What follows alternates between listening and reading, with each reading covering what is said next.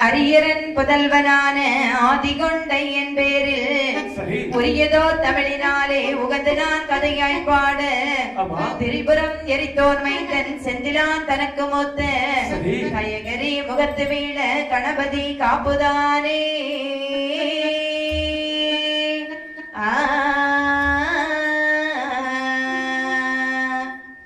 மெய்யம் தவத்தால் நின்றரக்கன் விரலால் தோண்டவரம் வாங்கி சிவனார் தனி மருட்டி திருமால் அருகே மகிழ்ந்து செல்ல தையல் வடிவாய் பெண் வேஷம் கொண்டு சத்தியம் செய்து வரமளித்த சாஸ்தா ஐயன் பிறந்த கதை படிக்க மத யானை முகவன் காப்புதானே.